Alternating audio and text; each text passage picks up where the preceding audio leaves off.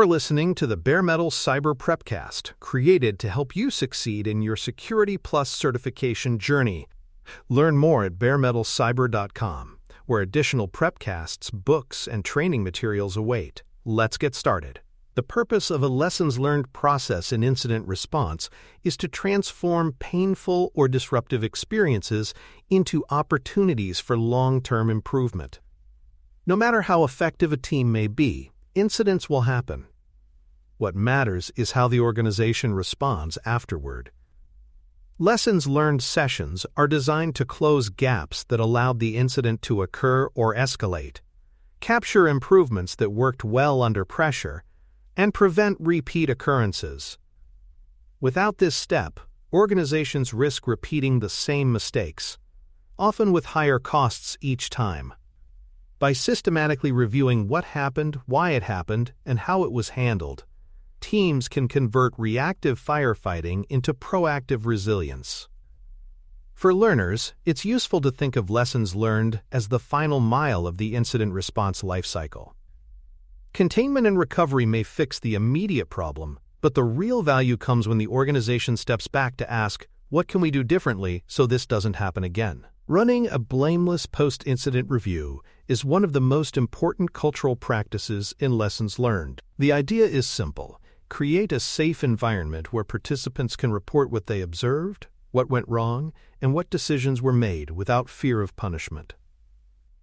Blame discourages honesty, and without honesty, true root causes remain hidden. A blameless review focuses not on who failed, but on what systems, processes, or training gaps enabled the failure. For example, if a detection was missed, the discussion should explore whether monitoring was inadequate or alert fatigue played a role, not whether an individual analyst overlooked something. This approach encourages transparency, builds trust, and ensures everyone feels comfortable contributing. For learners, it helps to compare this to aviation investigations. Pilots and crew are not blamed for accidents. Instead, systemic improvements are identified so the same conditions do not cause future crashes. The same philosophy applies in cybersecurity. Defining the review scope ensures lessons learned sessions are comprehensive rather than narrow. A good review doesn't just look at the technical root cause, such as a vulnerable service or phishing email. It also examines process gaps. Were escalation paths followed? Were approvals clear? Communication effectiveness is another area to review. Did executives receive accurate updates? Did technical teams communicate across silos effectively? Finally, tooling failures must be considered. Did the SIEM fail to correlate events? Did automation misfire? By examining technical, process, communication, and tooling dimensions, organizations gain a holistic understanding of the incident. For learners, think of this as reviewing a team sport match. Winning or losing is rarely about a single mistake. It's about strategy, coordination, communication, and equipment. Comprehensive review scopes capture the full picture, ensuring that fixes address root causes across the ecosystem, rather than applying narrow, tactical patches. Evidence-driven analysis is essential for building accurate narratives of what happened. Teams should base discussions on timelines, logs, alerts, and documented decision points, rather than memory alone. A forensic timeline reconstructs the sequence of events, showing exactly when systems were compromised, when alerts fired, when decisions were made, and how actions unfolded. Logs and alerts provide factual anchors, reducing bias in hindsight. Decision point documentation reveals the context leaders faced at the time, which helps distinguish between poor judgment and rational choices made under uncertainty. Without evidence-driven analysis, lessons learned devolve into speculation and opinion, weakening their value. For learners, this can be compared to reviewing CCTV footage after a security breach. Eyewitnesses may remember different things, but the footage provides clarity. Evidence ensures reviews are grounded in reality, creating narratives that withstand scrutiny from auditors, regulators, or leadership. Mapping findings to corrective actions is the bridge between analysis and improvement. Every identified gap should connect to a tangible fix, whether updating detection logic, refining remediation playbooks, adding staff training, or redesigning architecture. For example, if attackers exploited a misconfigured firewall rule, corrective actions may include rule reviews, updated baseline policies, and automation to enforce compliance. If communication delays slowed containment, corrective actions may involve clarifying roles and pre-writing notification templates. The goal is to ensure findings do not remain theoretical. They must lead to measurable changes that strengthen defenses. For learners, this is like diagnosing health issues. A doctor doesn't just identify high blood pressure. They prescribe medication, recommend exercise, and schedule follow-ups. Lessons learned must always progress from what happened to what we will do differently going forward. Not all remediation items can be addressed at once, so priority setting is critical. Teams must rank corrective actions based on risk reduction, implementation effort, and business impact. Urgent fixes usually involve closing immediate exposures, such as patching vulnerabilities or revoking compromised credentials. Medium-term changes may include updating detection logic or refining training programs. Long-term actions often involve architectural redesigns, which take time but yield sustainable improvements. Prioritization ensures that the most dangerous gaps are addressed quickly while still maintaining momentum on broader improvements. For learners, think of this as triage in an emergency room. Some injuries demand immediate treatment, while others can safely wait for scheduled care. Prioritization ensures resources are applied where they matter most, maximizing impact without overwhelming teams.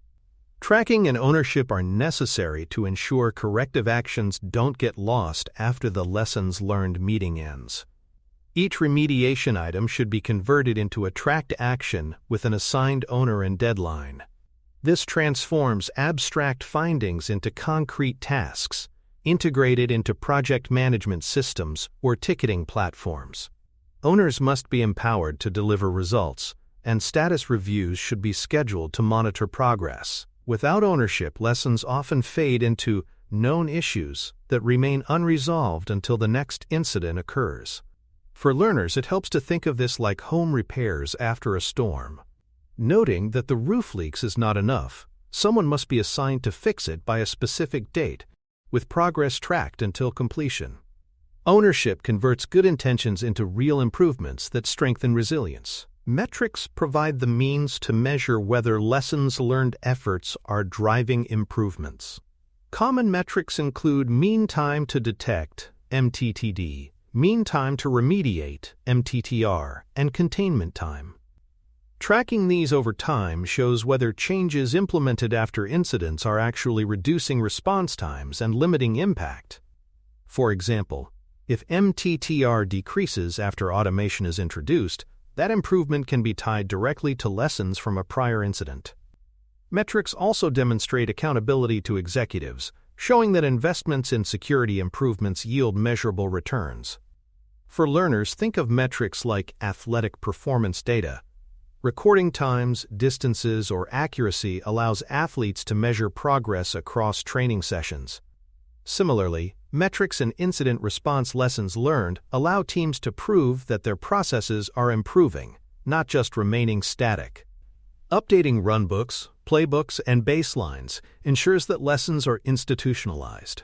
If remediation items are only captured in meeting notes, they risk being forgotten. Runbooks should be updated to reflect revised escalation paths or notification procedures. Playbooks should be modified to include new detection triggers or containment steps. Baselines, such as secure configurations, must be updated to close identified vulnerabilities. This ensures that future responders benefit from the knowledge gained, rather than repeating mistakes. For learners, this is like revising a recipe after learning a better cooking technique. Without updating the recipe, future cooks will continue making the same errors. By updating operational artifacts, lessons are baked into the organization's muscle memory, strengthening resilience for the long term. Communicating lessons to broader teams is vital for cultural learning. Not every employee attends lessons learned reviews, but all can benefit from the insights. Executive summaries highlight strategic takeaways for leadership, while technical appendices provide detailed findings for engineers. Operational checklists capture practical improvements that frontline staff can apply immediately. This layered communication ensures each audience receives information at the right level of detail. Without it, valuable insights remain siloed within security teams. For learners, this is like a sports team reviewing a match. Coaches, players, and fans all need feedback, but at different levels of detail. Communication ensures lessons are shared broadly, promoting a culture of continuous learning across the organization.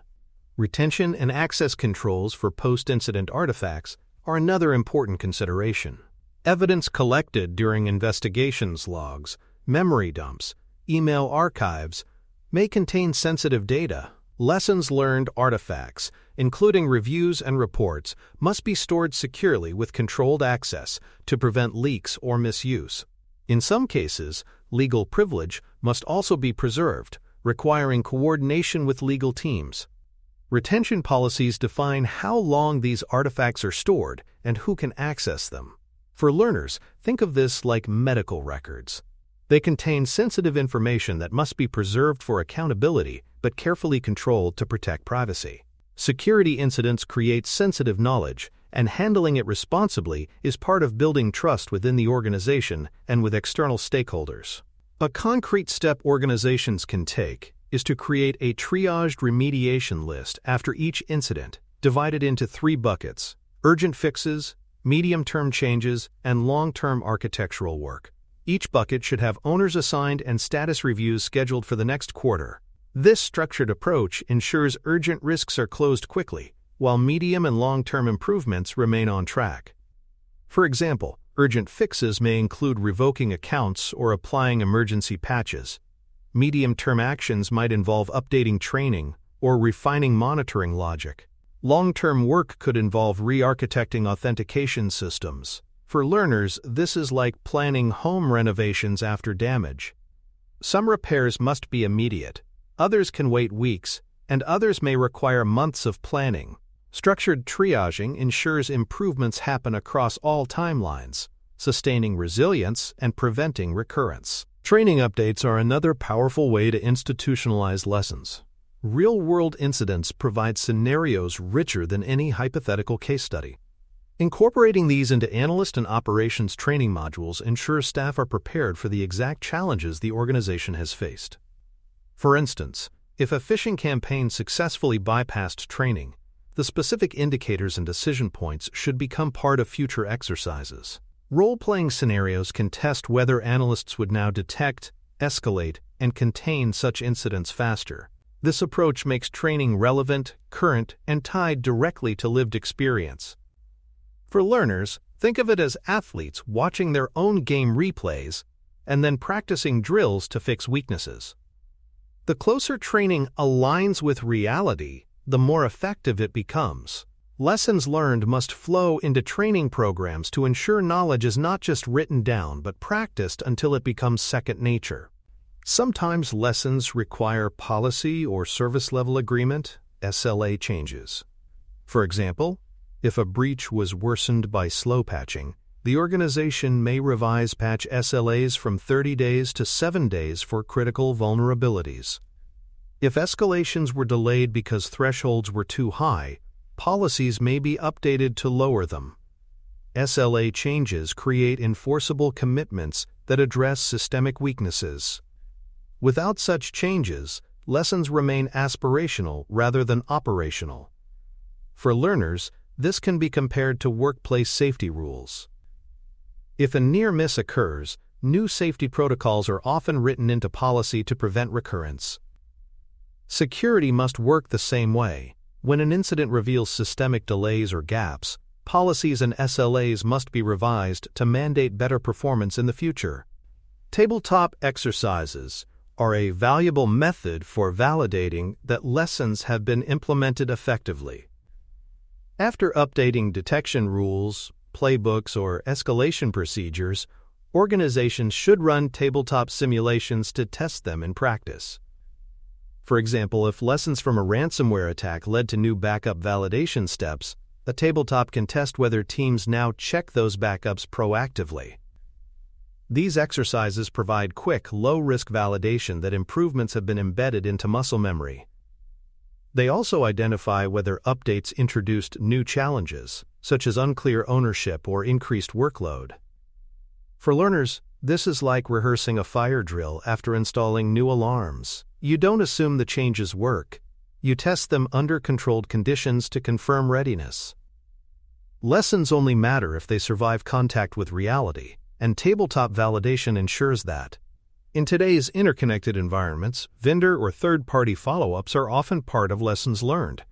If incidents stemmed from supply chain weaknesses or vendor service outages, organizations must engage those providers afterward. Questions may include: what steps has the vendor taken to prevent recurrence? Can service contracts be updated with stricter SLAs? Should monitoring be enhanced to validate vendor performance? Sometimes lessons also reveal a need to diversify suppliers to avoid single points of failure.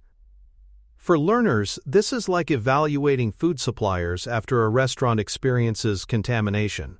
The kitchen may be spotless, but if the vendor delivers unsafe products, risk persists. Lessons learned must extend to external partners, ensuring accountability and resilience throughout the supply chain. Reviewing metrics on a cadence is critical to confirm that lessons learned improvements are both measurable and sustained. If containment times dropped after implementing automation, those metrics should be reviewed monthly or quarterly to confirm the trend persists. If patching SLAs were tightened, compliance with those SLAs must be tracked. Metrics ensure lessons don't just produce one-time changes, but drive long-term improvements. Without this ongoing review, organizations risk drifting back into old habits. For learners, metrics review is like weight loss tracking. A short burst of improvement may show progress, but sustained measurement proves whether changes are lasting. Incident response programs must adopt the same discipline, using metrics to confirm lessons are not only implemented but remain effective over time. Executive reporting is another vital element of the lessons learned cycle. Leaders and boards often see only the disruption caused by incidents, not the long-term value of improvements. Reports should highlight not only what happened and what was fixed, but also the business value realized. For example, faster response times may reduce downtime costs, or new detections may prevent future regulatory fines. Communicating lessons in business terms reduced risk exposure, cost savings, or improved compliance helps executives appreciate the investment in security improvements. For learners, this is like a coach reporting to sponsors after a season. It's not enough to say the team trained harder. They must show the results in wins, reduced injuries, or improved performance. Reporting lessons in business value terms ensures support and resources continue to flow to security programs. Archival practices for sanitized incident reports ensure knowledge reuse without exposing sensitive details. Reports that include raw logs, personal data, or privileged communications may be too sensitive to share broadly. Sanitization removes or masks this data, creating reusable knowledge artifacts that can be shared with new employees, cross-functional teams, or even industry peers. This builds organizational memory without creating unnecessary risk. Archival also ensures that lessons remain available years later, when staff turnover or system changes might otherwise erase knowledge. For learners, think of this as editing a case study for publication. The core insights remain, but sensitive details are removed. Archival of sanitized reports transforms individual incidents into long-term assets for learning and resilience. Lessons learned also shape proactive threat hunting priorities. If an incident revealed a new attacker technique, threat hunters can design campaigns specifically to search for evidence of similar tactics across the environment. For example, if attackers used living off-the-land binaries like PowerShell, future hunts may focus on unusual script execution. By aligning hunting with incident-derived lessons, organizations get ahead of adversaries rather than waiting for repeat attacks. For learners, this is like adjusting police patrols after a burglary wave in a neighborhood. The lessons of past incidents direct proactive action to prevent recurrence. Threat hunting informed by lessons ensures defenders adapt as quickly as attackers innovate. Procurement and architecture reviews are another domain where lessons must be embedded. If incidents revealed vulnerabilities in vendor products, those lessons should inform future purchasing decisions. If architectural weaknesses like flat networks or weak identity controls enabled attacks, redesigns must incorporate the improvements. Embedding lessons into procurement and architecture ensures long-term systemic resilience rather than short-term patching. For learners, think of this like redesigning a house after a storm. If flooding revealed structural flaws, you don't just mop the floor, you redesign drainage and strengthen foundations. Lessons applied to architecture ensure organizations grow stronger, not just patched. Periodic program health checks confirm that lessons remain active even as teams and systems evolve. Over time, staff turnover, new technologies, or changing regulations can cause old lessons to fade. Health checks involve reviewing whether prior corrective actions are still in place, whether updated playbooks are being used, and whether metrics remain favorable. This ensures that resilience is not temporary but institutionalized. For learners, this is like a doctor's checkup years after surgery. The patient may feel fine, but periodic exams confirm that the improvements remain intact.